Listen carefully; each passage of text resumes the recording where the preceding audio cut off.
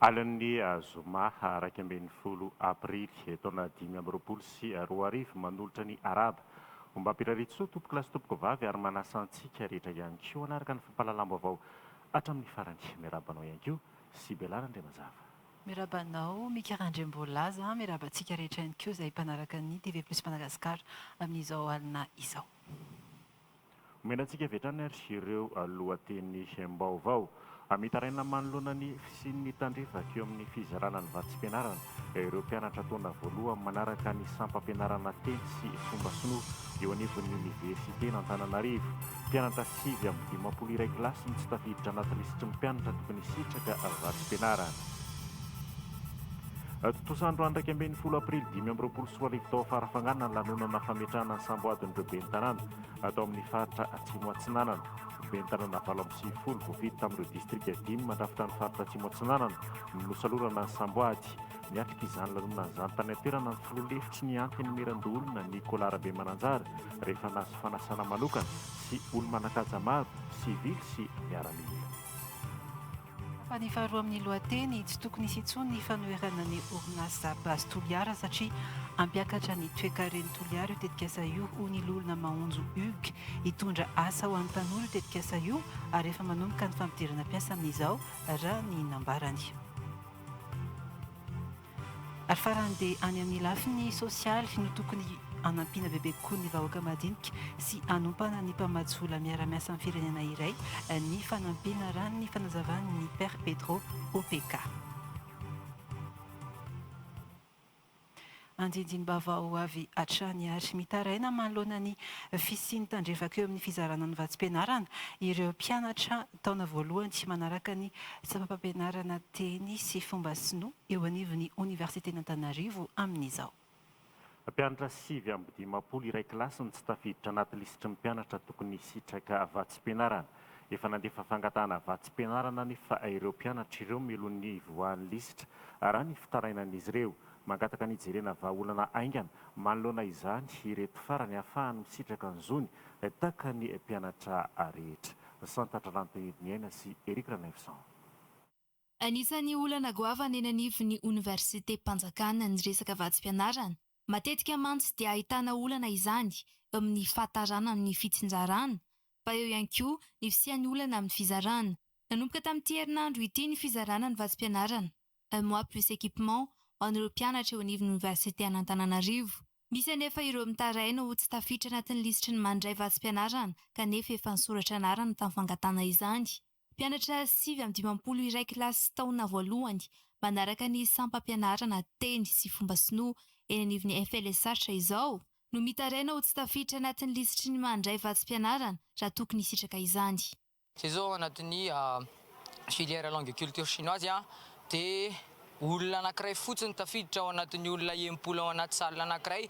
Atao angamba fa tsy logique izany ny ankizy rehetra inscrit dia nanao demande de bourse daholo nefa mahagaga olona anankiray ihany ao anaty lista amin'ny olona 60 élèves dia mba mangataka izany izay hoe mba hisy fanaraha maso akaiky ao anaty lista satria le mpianatra efa sady mijaly nefa le izy zao amin'ny lakamisy ny fizarana le izy dia lasa miverina indray ny ankizy manao réclamation be da be ao anatin'le izy dia ny angatahany mihitsy hoe hivaly le réclamation amin'ny herinandro mardi ngamba ny angatahany hoe hivoaka lista hoe mahazo izay misitraka le izy izay amin'ny jeudi sy vendredi.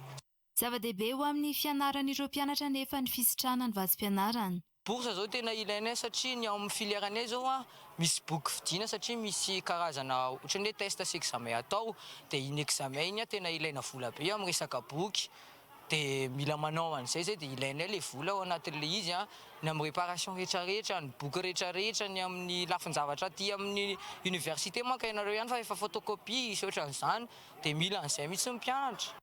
Mangataka ny jerena vahaolana manoloana izany ireo mpianatra ahafahany misitraka ny zony tahaka ny mpianatra rehetra eo anivon'ny oniversite Mpanjakana.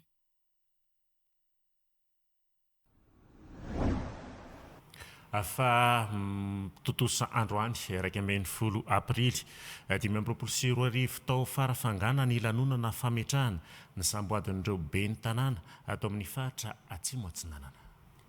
Bentanana 7 vofita amin'ireo distrika 10 izay mandrafitra ny faritra Atsimo Atsinanana no salorana ny Samboady tafapetraka izay ny Samboady mahabentanana azy ireo ka ny asa fampandrosoana amin'ny alalan'izy ireo no andrasana satria efa mitodika any amin'ny faritra Atsimo Atsinanana ny fitondram-panjakana ankehitriny ho ny ministra ny serasera sy ny kolontsaina Mara Volamirantona izay mpitondra teny ny gouvernemanta niatrika izany lanonana izany tany an-toerana ny filoha-hevitry ny anteny mirandoolona Nicolas Rabe Mananjara rehefa nahazo fanasana manokana sy olo manakaja maro sivily ary miaramila mitatitra ny vaovao Paulin Rakotarso.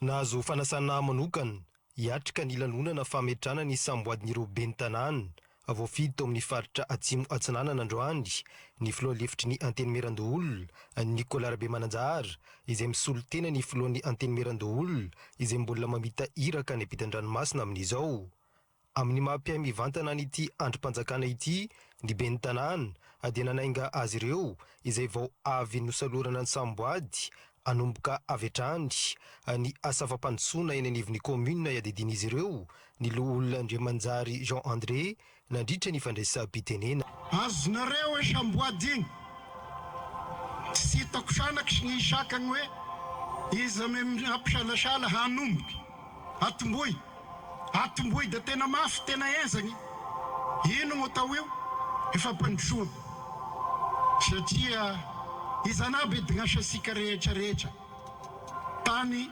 mandroso commune mandroso la mandroso commune mandroso fokotany da mandroso Madagasikara manontolo anareo mpanohitra ovay programme fa mbola misy fifidanany président koza mai 2028 apetray ny ino megny raha nety zeo iny chou-fleur ovay brocoli saby izay misitositogn'olo ovay brocoli sy mandaitry izy io aza isanandro gnano tetezamita iaraky tata ny vegny olo sy mitovy programme gnanareo chou-fleur gnanay fampandrosoa sy afaky iaraky tata gnasikany amboaro gnanareo isio hoe ino tokony isigna amity fizy ao da magnizingizigny levolevy soavy eo anareo efa tapitra zany. Efa manomboka izany asa fampandrosoana izany raha ho an'ny commune Ambonivohitry Farafangana amin'ny fanadiovana ny tanàna sy ny fampandehanan-draharaha eo anivon'ny commune. Tsara-patsahivina sarety tompoky lahy sy tompoky vavy no anarianay fako eto tapin-tanànany commune urbaine nefa mandritra an'izay 2 volana ny tantanako ny commune zay dia tsy misy fako hitatsika mivangony tsony eto tapin-tanànany Farafangana tompoky lahy sy tompoky vavy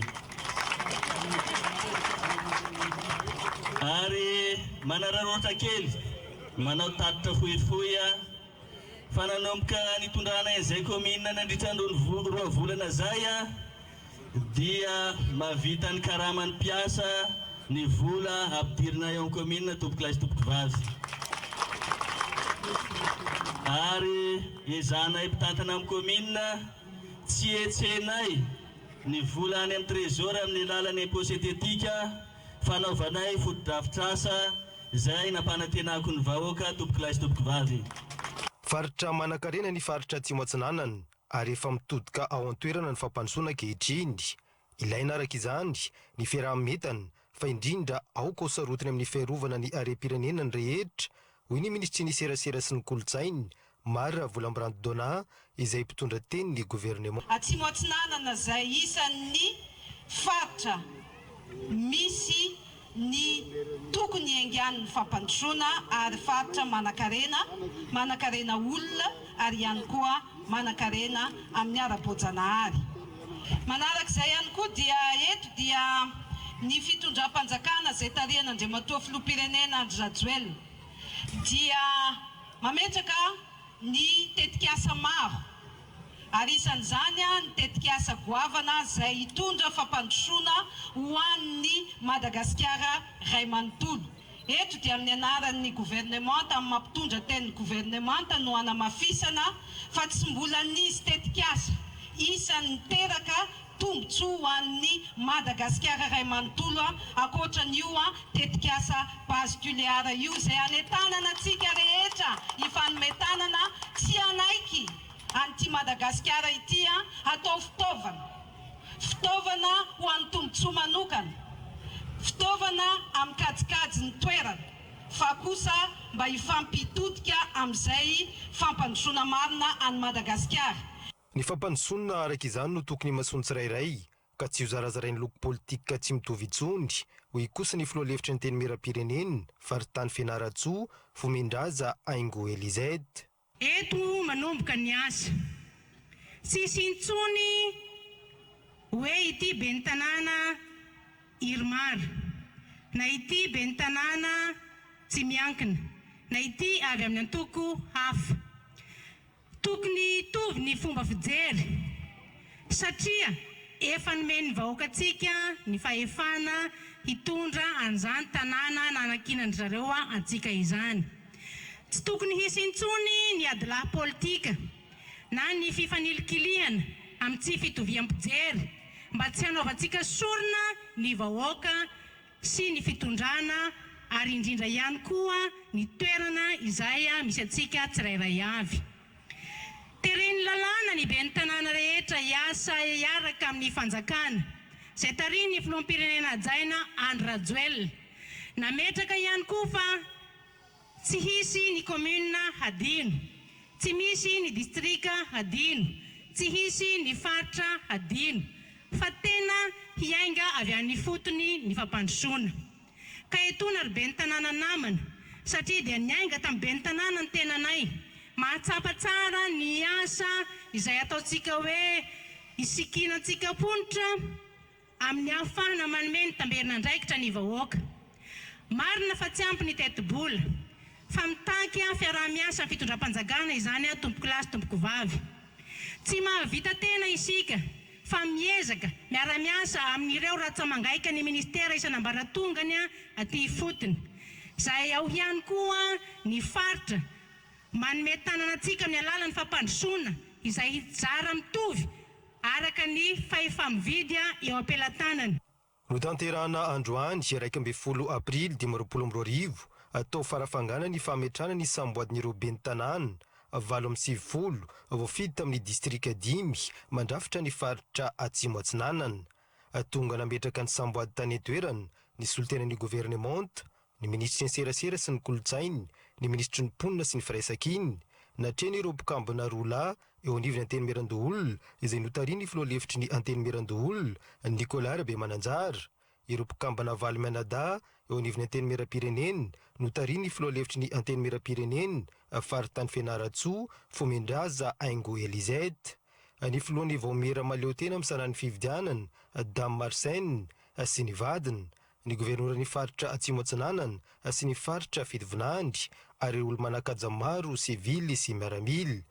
Tamin'ny fiafaran'ny lanonana dia nanolotra lelavoly ho an'ireo ben'ny tanàna 7 ireo ny filoha-hevitry Anteny Mirandoholona Nicolas Rabemananjara sy ny solombavam-bahoaka voafidy tao amin'ny distrikany Vangaindrano Todosoa Idealy. Fa tsy tokony hisy intsony ny fanoherana ny orinasa base toliara satria ampiakatra ny toekaren'ny toliara itetikasa io ho ny lolona Mahonjo Hugues. Hitondra asa ho an'ny tanora io tetikasa io ary efa manomboka ny fampidirana mpiasa amin'izao raha ny nambarany tokony hijeriny lafy tsara n'ireo manohitra be fatany satria tsy mbola nisy tetikasa goavana tahaka izao tao toliara hatramin'izay. Misy olona manana tombontsoa manokana amin'ny fanakanana ny tetikasan'ny orinasa base toliara ary tsy mijery ny tombontsoan'ireo tanora maro tsy anasa ho hiatrany ny loholona Mahonjo Hugues. Zora Barjon. Mbola misy hatrany ny olona miezaka manohitra ny orinasa base toliara hatramin'izao.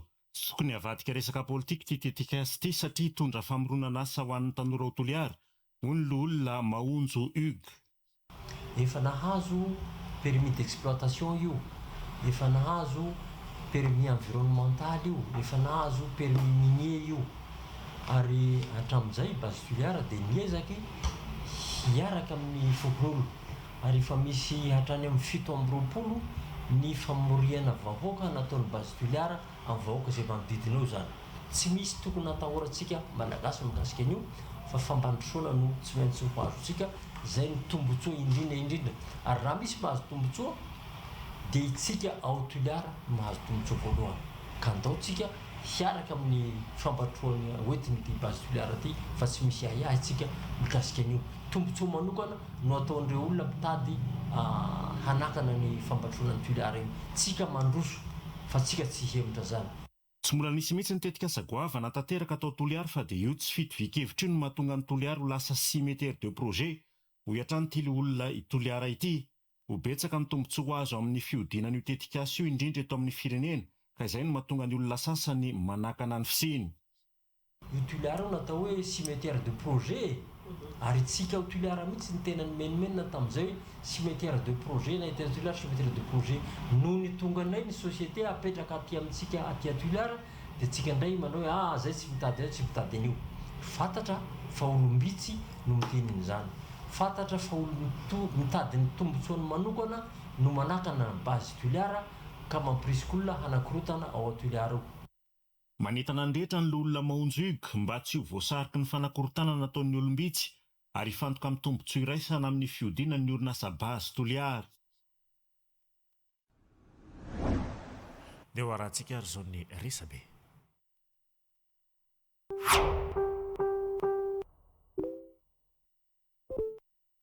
Ny page TV Plus Info mampafantatra, filazana, YouTube TV Plus Madagascar. Ny TV Plus Madagascar dia faly mampafantatra antsika fehefazontsika tao, any manaraka ny fandaharana rehetra amin'ny alalan'ny chaîne YouTube amin'ny TV Plus Madagascar indray manomboka izao. Mandeha mivantana sy en replay avokoa ireo fandaharantsika eto amin'ny TV Plus Madagascar, toy ny vaovao, le journal, tondresaka sy ny maro hafa. Koa manentana antsika, tsy dio arao, ary midira ho abonné amin'ny chaîne YouTube amin'ny TV Plus Madagascar. Ny page 24 heures madame mampafantatra feonan'ireo filoham-pirenena teo aloha Marc Ravalomanana sy Hery Rajaonarimampianina any Frantsa. Ny page vaovaontsika eto Madagasikara isan'andro mampafantatra hoy Andriamatoa Arfidy Ramanandreibe ajanony ihany ny loko politika fandao sika hiasa ifanometana na ny tanana antsika. Ny page 24-7 mampafantatra olona maty irery tetsy Beoririka. Maty irery tetsy amin'ny toatoabato etsy Beoririka miakatra makeo akady fotsy ity lehilahy lehibe iray androany. Izay sendra mahalala ny havany dia antsoina mpandre azy ireo anantona ny fokontany Beoririka Ambato mitsangana. Raha ny vaovao farany nampitaina taminay dia efa hita ny havany ary efa nalain'izy ireo ny razana. Ny page 24-7 mampafantatra tandatalavaka amin'ny refenina metatra no hita ny fatin'ny faneva. Folo tapitrisa ariary no nangatahan'ireo mpakakeriny kanefa faty no hitan'ny fianakaviany. Tao anaty lavaka amin'ny refenina metatra no nahitana ny vatana mangatsiaka ny faneva. Tovolahy 12 taona nalaina kely ny tany Tsirony Mandidy. Raha ny loharano-baovao dia olona maromaro no nikotrika ity fakana-keriny ity. Olona 7 ny voasambotra, vehivavy no 2 amin'izy ireo. Natolotra amin'ny fampanoavana izy ireo ary voatana vonjy-maika any Ampontsy. Ny vaovao isan'andro 7/7 mampafantatra raim-pianakaviana iray maty nipitika tafavoaka teo amin'ny varavarankelin'ny fiara nitondra azy rehefa nisy balotage tapoka teny an-dalana. Raha ny angom-baovao dia raim-pianakaviana andeha hiala sasatra ny Betroka ity tradoza teny amin'ny lalam-pirenena fahatelo ambin'ny folo ity. Toy izao ny zava-nisy, nisy balotage tapoka teny an-dalana ka nipitika tafavoaka teo amin'ny varavarankelin'ny fiara. Ilay lehilahy ka voadona teo amin'ny lohany ary noteteziny kodiarana ny tratrany dia izao maty izao. Ny pejy dokadokana Ambohimanga kely mampafantatra lehilahy hita faty tao anaty rano. Lehilahy manodidina ny 5-telopolo taona no hita faty tanaty rano ny maraina teo tany Ankady Efajoro Ambohimanga kely. Mbola tsy fantatra hatreto ny havany satria tsy nisy taratasy afaka hanamantarana azy teny aminy. Ny pejy 24-7 mampafantatra itony rotsakorana manerana ny nosy. Mitoetra ny rotsakorana manenika ny faritra maro eto Madagasikara amin'izao fotoana izao. Araka ny vinavina ny toetrandro dia ho betsaka koa izany amin'ireo faritra sasany eto afovoantany ao anatin'ny 420 ora. Ny vondrona vaovao malaza eran-tany ofisialy mampafantatra Steven Seagal sy Jean-Claude Van Damme nandritra ny fiaraha-misakafon'izy ireo noho ny fahakalazany Steven Seagal ny tsingerin-taona naterahany omaly 7-70 taona izy. Ny pejin'ny Fédération Malagasy de Kickboxing mampafantatra hiatrika ny Coupe de l'Océan Indien ao amin'ny lapan'ny kolontsaina sy fanatanjahantena i Madagasikara nosy Maurice à Réunion raha ampito sy 12 aprily 2024. fiaonana karakarain'ny fédération malagasy de kickboxing.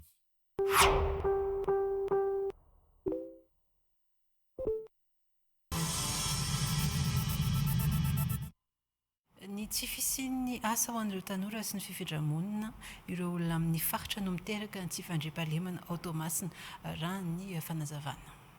Tsy ampihitraka efa ihany koa ny ankamaroan'ireo tanora hiditra amin'ny sehatry ny asa ka tsy ahafahan'ireo orinasa mandray mpiasa. Nisy araka izany ny dinika-asa fitadiavana vahaolana amin'ny fanomezana asa ho an'ireo tanora automasina androany zoma 21 aprily. Efatra manankarena ara-toekarena automasina ka mila trandrahana izany ahafahana mamahy io olana io.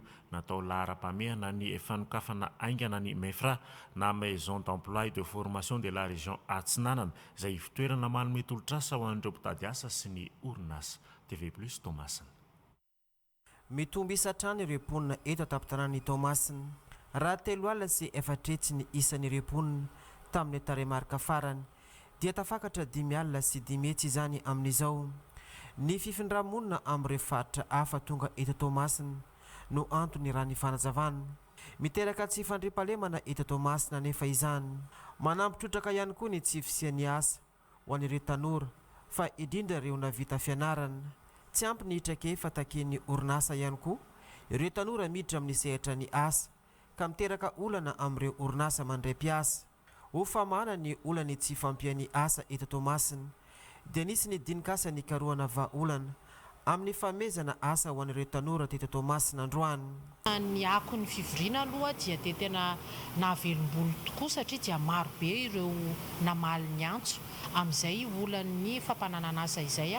Arak'izay zany dia tsy maintsy misy drafitra hoentina anatanterahana an'izany tetikasan'ny fampananana asa eto amin'ny faritra izany ary ara-iasa amin'ireo orinasa ihany koa izay andray an'ireo tanora ireo ao aorianan'ireo fiofanana na mandritra n'ilay fiofanana ihany koa.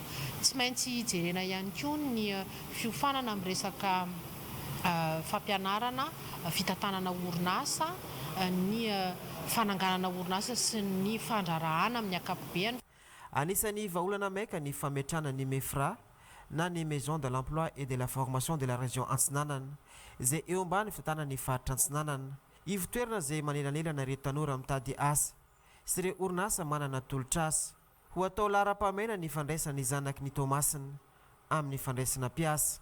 Ny vahaolana noraisina dia nanome baiko raha matoa minisitra fa tsy maintsy ampodinina amin'ity volana ity zany ny MEFRA izay zany no isan'ny vahaolana lehibe. Nanome toky ihany koa ireo orinasa izay tonga teo ireo zany fa hiezaka izy ireo hanome tolotra na stazy ho an'ireo tanorantsika ireo araky ny fahafahana izay misy eo amin'ny orinasan'izy ireo. Tsy ampy intsony ireny fagnentanana atao amina hainao manjery na ireny foara regny na ireny salon regny fa dia paikady vaovao koa zany no tapaka atao fa atao ny fidinana isaky ny fokotany. Nanatanteraka dinikasa fikarohana vahaolana amin'ny fitadiavana asa ho an'ireo tanora eto Tomasina niaraka tamin'ireo tompon'andraikitra ny orinasa misy eto Tomasina sy ireo tompon'andraikitra ara-panjakana eto Tomasina, ny ministry ny asa sy ny fampananana asa ary ny asa-panjakana androany zoma 1 aprily. Fa tsy vitany bentanana irery ny fampandrosoana tanàna hoy ny ministra Pia ny faritra Analamanga Rindra Asimbelo Rabariny Rinarson iarahana miasa sy manatanteraka ny tondrozora napetraka ny filoham-pirenena raha ny nambarany tsy hijerena antoko sy tavan'olona ihany koa ny fampandrosoana ho izy etsy ankilany dia nanambarany governoran'ny ny faritra Analamanga fa atao distrika fitaratra ny distrika Nambohidratrimo ary vonona ny faritra iara-iasa amin'ireo mpitondra eny fotony napetraka androany ny samboady ho an'ireo bentanana miisa 420 ao amin'ny distrika Nambohidratrimo. Abraham Razafy. Amin'izay mifanenjehana natao tao anatin'ny fampelezan-kevitra ireo rehetra naray anjara fitenenana teny Ambohidratrimo androany. Miantso ireo bentanana sy ireo mpanolontsaina hitodika any amin'ny fampandrosoana amin'izay. Anjaran'ny rehetra ny fampandrosoana ka ilana fanomezan-tanana hoy ny ministra Piany faritra Analamanga Rindra Asimbelo Rabariny Rinarson. Izahay izay anampy anareo moa dia ny filoham-pirenena Andry Rajoelina no nanindry anay amin'izany andraikitra izany koa rariny dia rariny tokoa raha ny tondrozotra izay apetraka andriamatoa filoham-pirenena no tanterahantsika amin'ny fampandrosoana ny Madagasikara. Tsy anavahana tavan'olona na ihany koa anavahana antoko izany asa fampandrosoana izany. Fa na antoko inona na lany anareo dia andao isika hiara-iasa fa izay no fahombiazana. Ho an'ny vahoaka ny distrika Ambohidratrimo omeo tanana ireto be ny tanànantsika ireto. Ampio izy ireo mba ahafahany manampy anareo. Ho anareo be ny tanàna dia izahay Menada izay miahy any ity distrika ity dia manokatra fifaninanana masina. Ho anareo rehetra be ny tanàna ka izay be ny tanàna mihetsiketsika indrindra dia omenay tosika manokana sy fanomezana manokana. Itsekila nanambara ny governoran'ny faritra Analamanga fa vonona iray asan'ny be ny tanàna rehetra tsy ankanavaka satria fampandrosoana ny resahana atao distrika fitaratra ny distrika Ambohidratrimo. Napetraka androany ny samboady ho an'ireo be ny tanàna misy 420 ao amin'ny distrika Ambohidratrimo.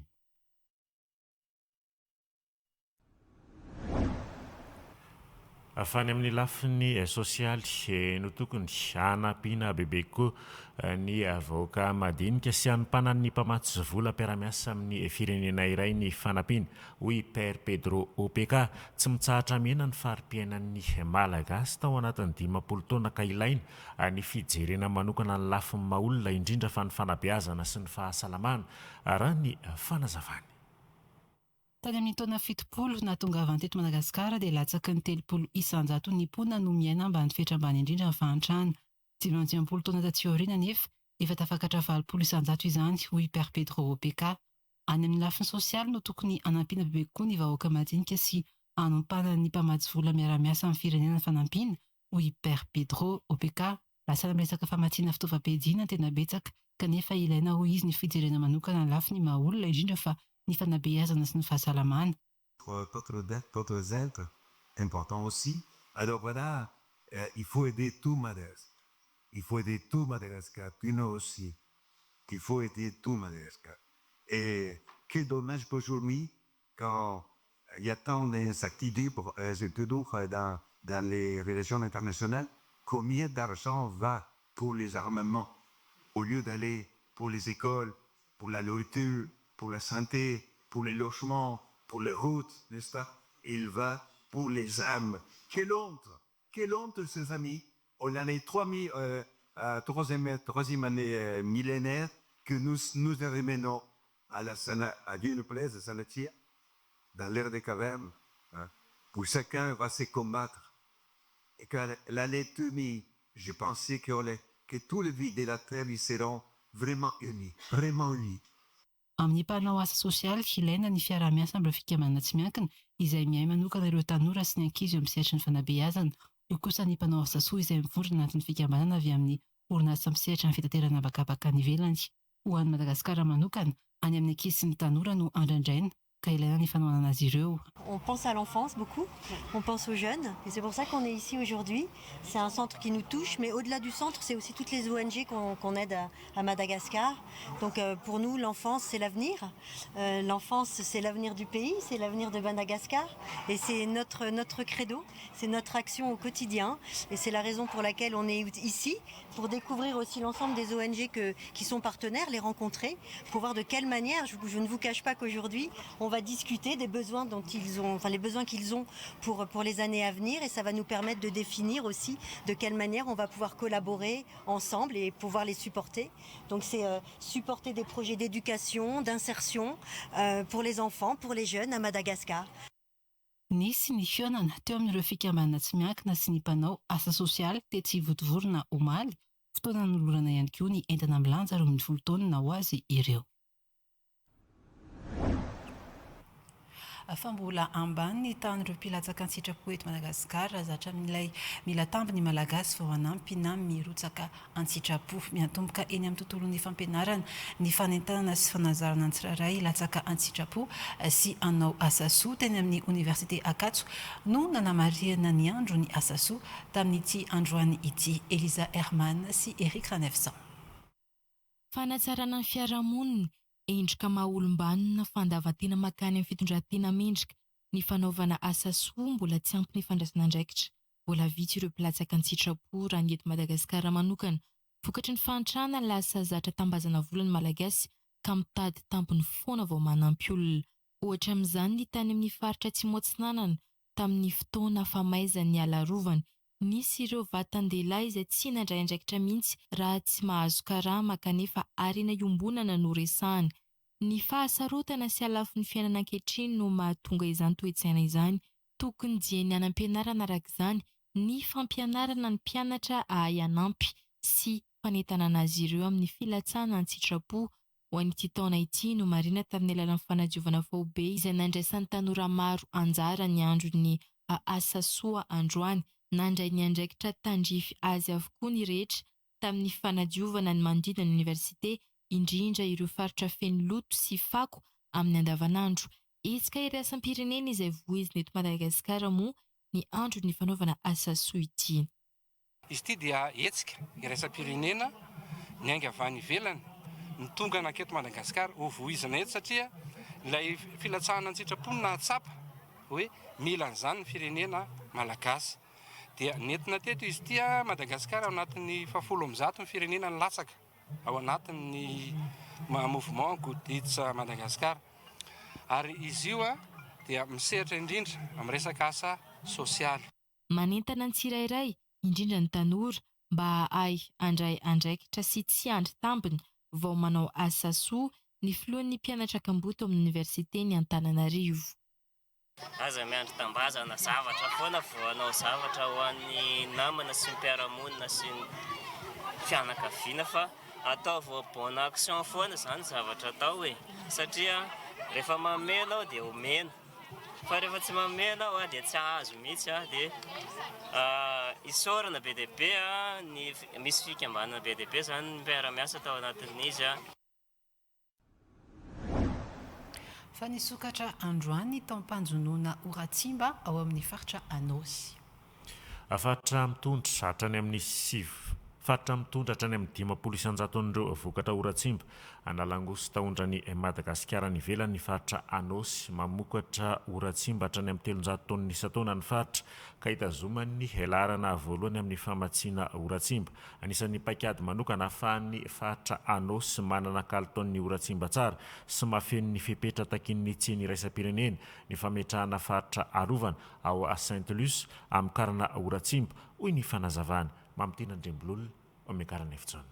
Mitondra vola vahiny betsaka ho an'i Madagasikara ny fanondranana Oratsimba isan-taona. 100 taona ny Oratsimba ondra ny Madagasikara ny ivelany. Anisan'ny ireo faritra mamokatra Oratsimba betsaka ary mitondra ny ampahany betsaka ho an'ny lanjan'ny Oratsimba ondra ny Madagasikara ny faritra Anosy. Raha izay jonjay resahantsika dia anisan'ny mitazona ny laharana voalohany isika eto amin'ny faritra Anosy satria dia miovaova ataosika eo amin'ny 300 na 500 ny vokatra eto Madagasikara izay aondrana dia avy eto amin'ny faritra Anosy avokoa. Ny taona 2024 isika dia tafakatra tany amin'ny 700 taona ny vokatra tato amin'ny faritra Anosy. Anisan'ny paikady napetraka ahafahana mamaly ny kalitaon'ny tseny iraisam-pirenena ny fametrahana faritra Rova ny ompiana Oratsimba mitondra tombotsoa toe-karena ho an'ny faritra Mantsy ny famokarana izany raha ny fanazavana tranjy. Marihana androany fanokafana amin'ny fomba ofisialy ny fanjonoana langouste eto amin'ny tanànan'ny Saint-Luce izay manana réserve protégée anankiray izay ataoko hoe mamatsy an'ireo anisan'ny mahatonga ny fiarovana an'ireo langouste ireo ka ahafahan'ireo mpanjono misitraka an'izy ireo ao anatin'ny feritona ahafahana manjono anazy ka fisaorana natotrinay ny fitondram-panjakana amin'ny resaka hoe ny fametrahana ny lalàna mifehany fanjonoana ny langouste io ka olona eto Anosy ny mpanjono mpiandriaka Anosy eto dia manaraka an'izay lalàna izay manaraka an'izay feritona teo zay ary sy afaka miara-miasa sy afaka mandeha ho azy zay production zay na zay famokarana langouste zay fa eo ny mpanjono eo ny marailleur ireo collecteur sy ny groupement des langoustiers de Madagascar. Ny sokatra androany 10 aprily tamin'ny fomba ofisialy ny tao-mpanjonoana Oratsimba ao amin'ny faritra Anosy. andrisantsika ny fampalalam-baovao kosa ary zao ireo vaovao tapatapany. Mitoy ny hetsika fanomezana sehatra ny tanora sy ny vehivavy. Ho any andro faharoa tao anatin'ny tetikasa Masaky dia nisy indray ny fampiofanana ireo tanora sy vehivavy mahakasika ny fanaovana ady-hevitra. Tanjona ny hafana mandray anjara anatina ady-hevitra raha ny fanazavana. Tsara iverenantsika ny ataontsika hoe bénéficiaire manokana n'ilay tetikasa agnisan'ny principal zany ny tanora sy vehivavy. Dia ny fanomezana sehatra ny tanora sy vehivavy ao anatina rafitra fanapahan-kevitra zay dia ny tanjon'ilay activité zay atao eto zany hoe espace d'échange dia mba ahafahan'ny tanora s'exprimer milaza ny hevitrany fanakalo hevitra amin'ireo tanora sy vehivavy mpiara-miasa aminazy ihany koa sy hoe ao anatina réseau moa zany zareo dia créena réseau anankiray zay ahafahan'zareo ihany koa s'exprimer n'izay idéan'izay.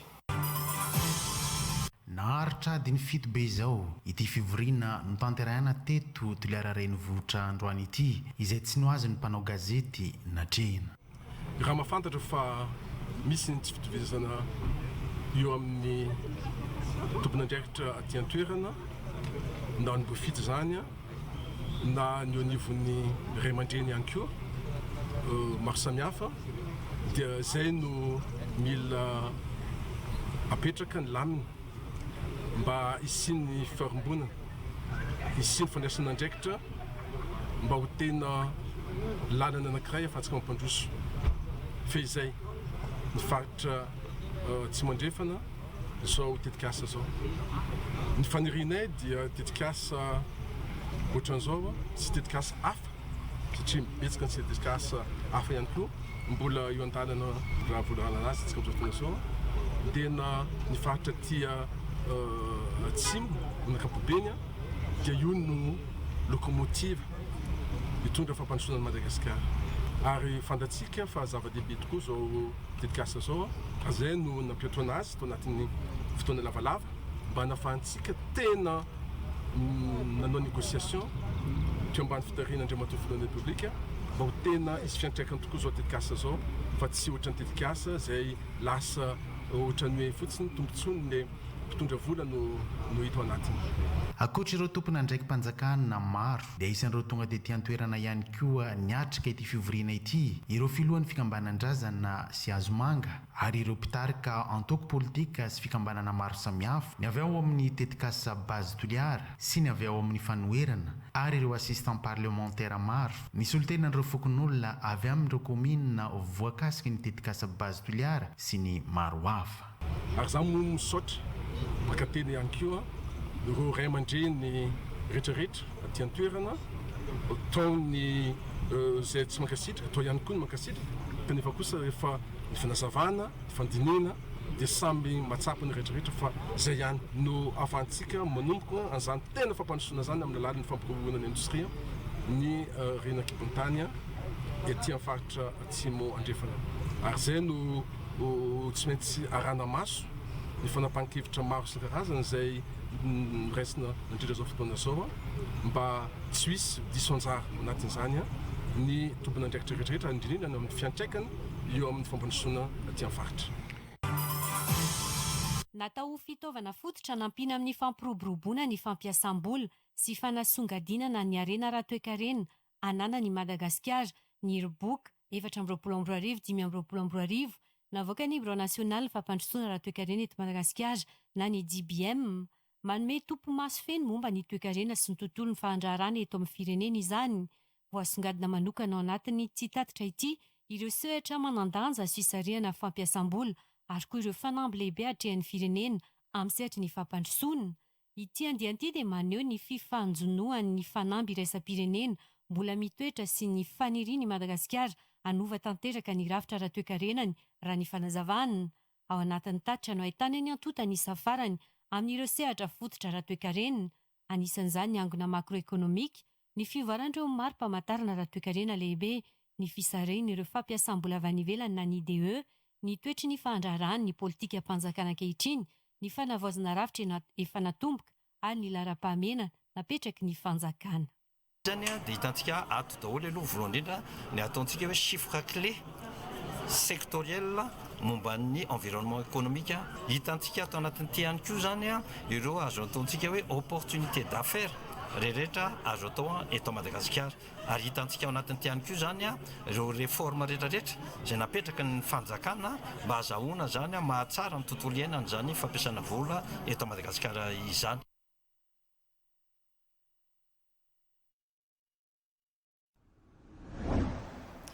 Faresy lahatra ny Ministeran'ny Fitaterana sy ny famantarana ny toetry ny andro fa lahara-pamehana ny aroloza amin'ny fifamoivoizana ary mila atao vaindondrara ny ady amin'ireo endrika loza amin'ny fifamoivoizana. Efa maro ireo dingana vita mikasika izany ka anisan'izany ny fanentanana eny an-tsekoly, ny fiaraha-miasa amin'ny sehatra maro lafy ary indrindra ny fanaonana avy amin'ny sehatra iraisam-pirenena. Ho fanamafisana ny ady amin'ny loza mpifamoivoizana dia tonga eto Madagasikara i Jean Todt iraka manoka ny sekretera jeneraly ny firenena mikambana misahana ny aroloza amin'ny fifamoivoizana ifampizara traikefa sy hitondrana fahaiza-manao amin'ity sehatra ity. Mamintina Andriambolo, Omegara Nevitson. Anisan'ireo tandindomdoza ny lafin'ny fifamoivoizana ireo mpianatra araka ny fanazavana. Misafidy tapitrisa ireo mpianatra malagasy manerana nosy izay mivezivezy indroa farafahakeliny eny Andalambe. Maro noho izany ireo ambana mety hisy eo amin'ireo ankizy madinika antony anaovana ezaka manokana amin'ny resaka fanentanana momba ny alozan'ny fifamoivoizana eny anivon'ny sekoly. Miala avy any trano mandeha aty am-pianarana mandritra ny andro ianarana eto ary ny modiko. Tsy izay ihany fa misy koa ireo sekoly manomana sy mikarakara fivoahana an-tsekoly na hoe voyage d'étude na fivoahana any ivelany. Efa nisy ireo fiaraha-miasa tamin'ny ATT moa sy ny transport namoaka fehezan-dalàna mikasika sy mifehy ny fitondrana ny mpianatra mihoatra ny sekoly zany. Valopolo isanjaton'ireo anto mitarika fahafatesana dia noho ny loza mpifamoivoizana eto Madagasikara.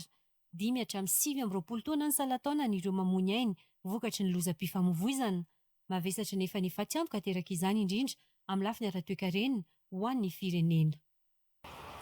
Fahatsiantoka koa ho an'ny ara-karena fobe satria mahatratra hatramin'ny 1500 na 2000 milliards de dollars isan-taona. Fahatsiantoka noho izany, noho ny antony hoe tsy miasa toy ilay olona, noho ny antony hoe tsy mesy mikarakara ilay olona hoe misy takaitra, misy handicap, misy zavatra be da be ateraka an'izany.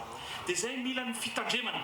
Tsy vitantsika rery eo anivon'ny ministera ny fitaterana amin'ny fitondram-panjakana manao an'io fa tsy maintsy ny fametanana daholo ny sepialiana rehetrarehetra. Resy lahatra ny ministera ny fitaterana sy ny famantarana ny toetry ny andro fa lahara-pahamehana ny aloza amin'ny fifamoivoizana ary mila atao vaindondrara ny ady amin'ireo endrika loza mpifamoivoizana ho fanamafisana ny ady. Tonga eto Madagasikara arak'izany Jean Todt iraka manoka ny sekretera jeneraly ny firenena mikambana misahana ny aloza amin'ny fifamoivoizana ifampizara traikefa sy hitondra ny fahaiza-manaony amin'ity sehatra ity. Et on a ce que j'appelle l'ordonnance. Éducation, application des lois, qualité des véhicules, qualité des routes, qualité des secours. Tout à l'heure, le ministre parlait des objectifs de développement durable, divisé par 2 le nombre de victimes. Ça paraît quelque chose d'irréalisable, mais c'est réalisable, avec des choses très simples. Attachez votre ceinture à l'avant, à l'arrière, mettre un casque aux bonnes normes, ne pas boire, ne pas être sous la pression de la drogue, ne pas utiliser le téléphone et respecter les règlements. Tonga nitsidika ny hôpitaly GRA sy ny fampiresaka mikasika ny fandraisana an-tanana sy ny fahafahan'ny hôpitaly mandray ireo marary indrindra ireo tratra ny loza mpifamoivoizana ihany koa i Jean Todt omaly miaraka amin'ireo tompon'andraikitra isantsokajiny.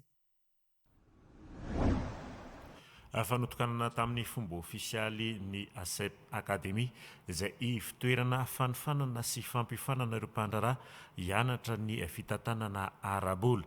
Isitraka izany ireo mpiasa ao amin'ny ASEP sy ireo efa mpanjifany na ireo izay mbola tsy mpanjifa afa te hivoatra ao anatin'ny tontolon'ny fandrarana isy mandavataona ity fampifanana ataon'ny ASEP ity. Romi Armanana sy Fetrany Mananjara. Ilain'ny mpandrarana ny fianarana ny tontolo ny fitantanam-bola hoentina mampivoatra ny orinasany noho izany indrindra no antony tonga ny ASEP nanangana ivitoerana ahafahana mampiofana sy manofina ireo mpiasa ao aminy sy ireo mpanjifany ary ireo olona rehetra liana amin'ity sehatra ity. Androany no notokanan'ny ASEP ny antsoina hoe ASEP Academy, izany hoe ivitoerana natao ho fanifanana sy fampifanana. Tsy ho an'ny mpiasan'ny ASEP-irery ihany fa ny sokafanay ho an'ny mpanjifa atao aminay sy ireo izay tsy mpanjifa izay tokony ho mpandrarà hianatra ny fitantanam-bola sy ny fampianarana ara-bola.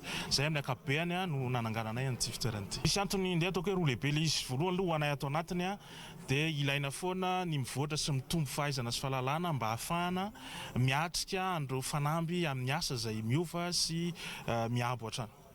Fa ny faharoa koa dia tsapanay fa mbola lavidavitra kely tsika malagasy sy ny mpandrarà malagasy amin'ny fifehezana ny fitantanam-bola sy ny fandrarana amin'ny ankapobeny.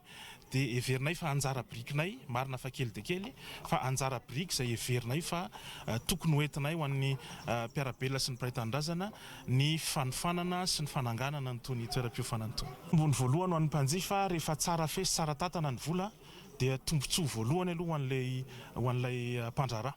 Fa tombontsoa faharoa ihany koa mety hoe ankolaka dia ho anay satria miantoka ny fiverenam-bola aty aminay zany ny fifehezan'ireo mpandrarà mpanjifa ny ASEP ny fitantanam-bola ao aminy.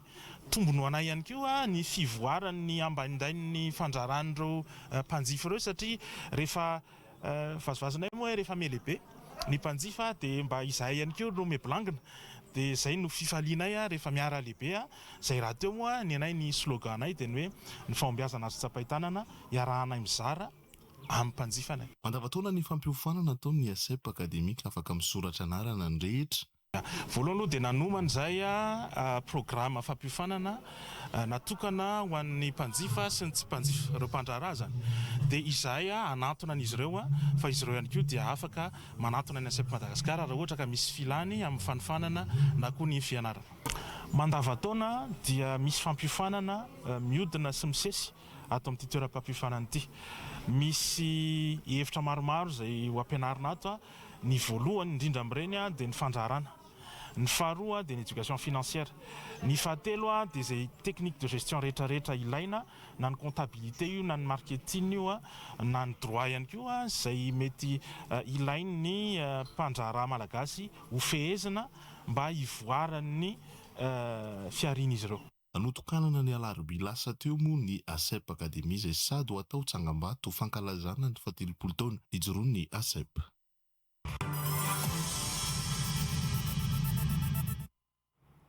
Anisantsika ny fampalalam-baovao kosa ary zao ny voambolana.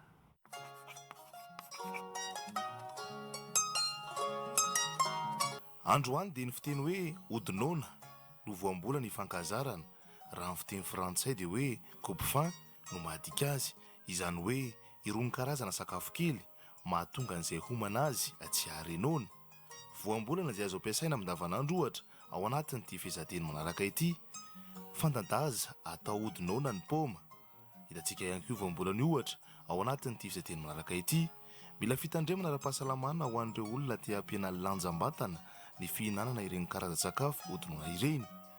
Rehefa izay ary no fantatsika dia azotsika malagasy ampiasaina amin'davanandro ity voambolana odinona ity rehefa amin'ny teny malagasy araka ny tokony ampiasana azy. Sarobidiny teny malagasy ary fahaizana ny mahafehy azy. TV+ Madagasikara. Hoarahantsika kosa ary zao ny eo arahoe.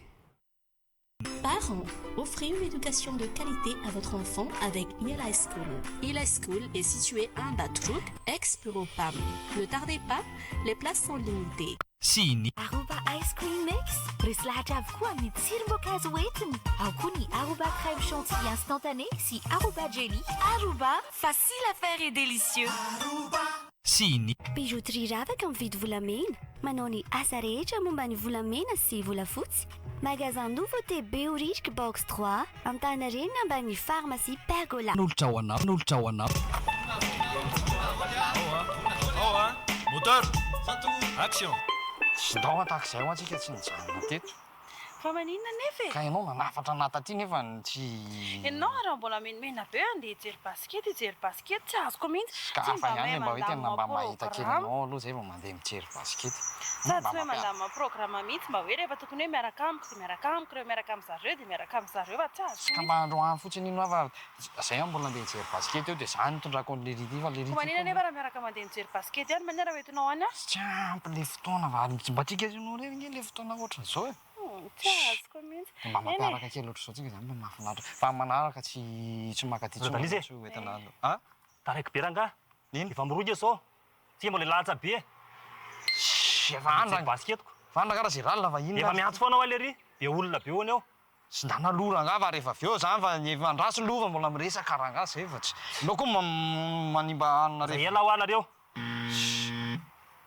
direko tena makamo be mihitsy tsy manina so viarangalaso tonga dia zany tatanjiro ohatsy amin'izao fotsiny ataoko ty tsy le reko nge mba nentina taty raha naposikotsy zany tena tsy nandeha taty ako basket zay mba nataoko an'izany izy dia zany fa tsy tafala atao an-trano dia aminao vina ihany tsika le andeha re aloha jere fa hitanao rehefa makany tsika dia tsy maintsy hitady moto indray zany le moto nefa simba ko manina raha le moto ako netiny tsy zaho tsy tia mitondra tigra zany aloha moto kany maherisetra be le tigra anoko fa le joky tsy mazaka atsikako zakatsika foarazaako ve inona foana nelde dilala izy taraiky be oa tena oka zany dia hiala ranga zahako ianao koa manina raha tsy manimbanimba foreveran'olona ohatran'io raha naposikoty zao tsy nakaty zahako fa maninona eo hoe lah mba manaonao zao dia faritany na manao zany etsy aloha na ifa hoe lalova aloha amin'y nandeha ohatsy zao raha ngavy ataonao amin'ny tanjiro aloha koa savidiska amin'iny raha nga vetivety fotsy mampitanjiro ahoana tanjiro anareo mampiarakako efa narana etsy ohatsy zao e hoe tena le sipa fotsiny lady hoe andefa tsy janona ela be ohatsy zany iresaka kely zay za to dia lasa ako a tsy tiako mihitsy ale ohatsy zao raza nangava zange ohatsy mahita miaraka dia miaraka fa tsy ela be dia la mpiaraka sady any dia zaza hitanjiro eto ka za ohatsy mahita lalana le makamy zay raha ngava losa zay fa lasa ako a no coach zany minera mba mijanona kely 10 minitra aloha lasa nge zange ohatsy mahita lalana e zay fa manaraka alamiko tsara programako zany a ilaina ny fahaizana mandamina ny fandaharam-potoana aza atao zay manafitoana ny hafa coupé dans la boîte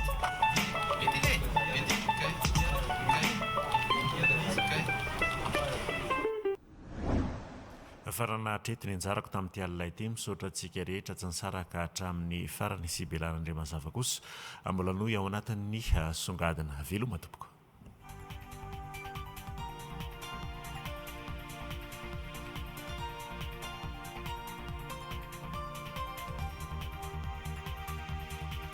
hoan'ny ambato mirahavavitsika amin'ny ity songadina ity manana olana ara-pitaovana toy ny masimbo olony zezika trano fivoriana ririra fanofanana arakasa ahafahany mampitombo ny fahaizana ireo fikambanam-behivavy ao amin'ny komina ambato mirahavavy hitadiavana vahaolana dia namory ireo fikambanam-behivavy rehetra eo nivon'ny komina ambato mirahavavy androany ny ben'ny tanàna sy ny filohan'ny filan-kevitra kominaly sy ny fitaliavam-paritra ny ministeran'ny mponina ao itasy nanambara ny ben'ny tanàna tolotra handremam-pionina fa efa vonina amin'ny fampitaovana ireo fikambanam-behivavy isan-karazany ny komina saingy mitaky ny fanehoana fahavononana sy firaisan-kina moa mba tsy haverimaina ny ezaka izay ho tanterahana mitondra izay songadina androany izay injaka Andriamahery. Na dia komina ambanivohitra izany komina Ambato Mirahavavy dia hita taratra ny fahavononan'ireo vehivavy mivondrona anaty fikambanana amin'ny asa fampandrosoana na ny eo am-pabemaso izany nandritra ny fivoriana niaraka tamin'ny ben'ny tanàna ny filohan'ny filan-kevitra kominaly sy ny solitena fitaliavam-paritra ministera amponina faritra itasy ireo fikambanana ireo androany. Efa ny eto fa mpivarotra daholo zany rehefa ampiatsahanay dia mazay ny entahitanay eo amin'ny fikambanana hoe mba hisy asa zany tokony mba ho ataonay. Ny eny aminay moa dia ny amin'ny tontolo ambanivohitra fiompiana sy fambolena no tena hifotoran'ny olona eny aminay. Ny tena manahirana anay anefa dia sahirana ara-pivelomana ny olona. Ny angatahanay zany dia mitady fanampiana izahay na iza afaka manampy anay fikambanam-behivavy ahafahanay mivoatra eo amin'ny fambolena satria tsy manana fambolena izahay mitady tosika izahay eo amin'ny fambolena mitady tosika izahay eo amin'ny zezika eo ihany koa ny tohana ara-bola nangataka ny anambarana anaty antonta ny taratasy iray mifangatahana sy etaetan'ny ireo fikambanam-behivavy ny solitena ny fitalavam-paritra ministeram-ponina ao amin'ny faritra Itasy. Teny hoe fambolena izay dia tany tsara ary fototra indrindra amin'ny fambolena izay mihitsy no ilaina avoakantsika hoe inona tokoa ilay ilaintsika, inona no zavatra etaetantsika hanatsarana an'ireny zavatra ireny anafitrintsika ao anaty taratasy izy iny dia azontsika atao ny manatitra anazy etỳ anivinay, etỳ amin'ny fitalavam-paritra dia izay indray no mampita anazy any anivon'ny ministera foibe. Ezaka manokana avy amin'ny komuna ambanivohitra Ambatomravavy ny fampifondrona ireo fikambanam-behivavy androany. Efa ela no nitsangana ireo fikambanam-behivavy ireo saingy nangingina sy tsy afaka niasa loatra. Fotoana izao hoy ny ben'ny tanàna isian'ny firaisan-kina sy ny fiaraha-mientana hanatanteraka ny asa. Ny andro androany dia andro anankiray nisafidianay teo anivon'ny komuna niarany tapahanay tao miaraka amin'ny filakevitra mba ahafahana taoriana ireny fifidianana ireny dia fionana voalohany amin'ny fikambanam-behivavy na amin'ny fikambanana tsotra ihany koa tsy nahavahana eto anivon'ny komuna izay tantananay satria ny antony dia tsotra be hoe mila miresaka ny fotony, maka ny fakakevitra ny fotony mihitsy vao fantatra ny olana rehetra sy ny amahana ny olana rehetra mba hahafahanay miara-mampandroso indrindra fa ty komuna izay misy anay ary indrindraindrindra fa ny firenena. Ajanona treo ny resaka politika hoy ny filohan'ny filan-kevitra kominaly fa efa vita ny fifidianana. Sika tsy andao tsy hijery resaka politika izany aloha izao efa vita teo fifidianana, ben'ny tanàna fifidianana, ny député fifidianana, filoham-pirenena sy ny sisa mipetraka amin'ny samy mandray ny anjara asa sy anjara tandrifiny amin'izay ny tsirairay dia andao izay hanasoradinantsika ny komunatsika ny tanjonsika. Nanambara moa ny ben'ny tanàna tolotra Randriamampianina efa vonona afampitaovana ireo fikambanam-behivavy isan-karazany komuna saingy mitaky ny fanehoana fahavononana sy firaisan-kina mba tsy haverimaina ny ezaka ho tanterahana. Nangatany ben'ny tanàna ny komuna Ambatomravavy ny anaparitany ireo fikambanam-behivavy eny anivon'ny fiarahamonina ny traikefa azony tamin'ny fihaonana androany.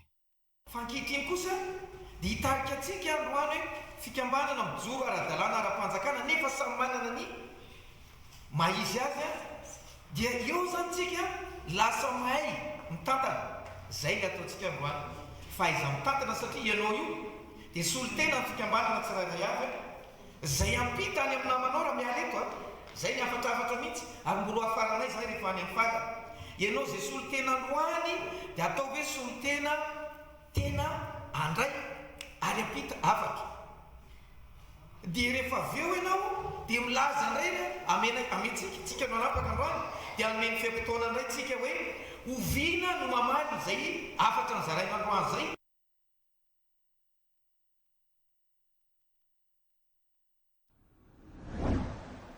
Dia izay koa manakatona ny fampahalalam-baovao amin'izao alina izao mankasitraka antsika rehetra naraka izany hatramin'ny farany manome fotoana antsika ao amin'ny alahady ao anatin'ny fandarana tondresaka veloma tompoko.